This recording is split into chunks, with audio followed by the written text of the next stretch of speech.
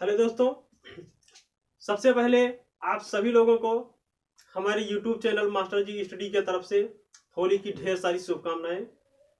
जैसा कि आप जानते हैं कि आज हमारे देश में हर्षोल्लास के साथ होली मनाया जा रहा है। होली हमारी संस्कृति के प्रमुख त्योहारों में से एक माना गया है। होली त्योहार के बहुत सारी परंपराएं प्राचीन काल से प्रचलित हैं, सदियों से हमारे देश में चली आ रही हैं। उनमें से एक परंपरा है नवविवाहिता दुल्हन का पहला होली अपने मायके में मनाना। इसके बारे में बहुत ही कम लोगों को जानकारी होगी कि यह परंपरा क्यों है और कब से चली आ रही है। तो अगर आप जानना चाहते हैं तो इस वीडियो में अंत तक बने रहें। तो आइए जानते हैं। कहा जाता है कि नवविवाहिता दुल्हन को अपनी पहली होली मायके में ही मनाना चाहिए।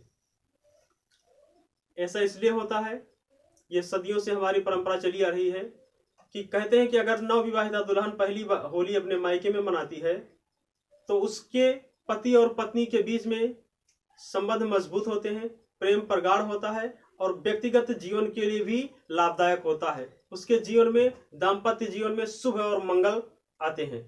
ठीक, इसके अलावा शास्त्र क्या कहते हैं ये जान लेते हैं। अब शास्त्र कहते हैं कि अगर नवविवाहिता दुल्हन अपनी पहली होली अपने सास के साथ मनाती है तो यह दोनों के लिए, व्यक्तिगत जीवन के लिए बहुत ही अशुभ माना गया है और शास्त्रों में भी ऐसा करने का मनाही है। ठीक, तो कहते हैं अगर पहला होली सास और बहू एक साथ देखती हैं तो दोनों के व्यक्तिगत जीवन के लिए भी अच्छा नहीं माना गया है, अशुभ माना गया है। और इसके अलावा दोनों के बीच में आपसी कलह सदैव के लिए बरकरार रह सकता है, बना रह सकता है। यही वजह है कि हमारे देश में या हमारी संस्कृति में प्राचीन काल से ही नवविवाहिता दुल्हन अपनी पहली होली अपने मायके में ही मनाती है।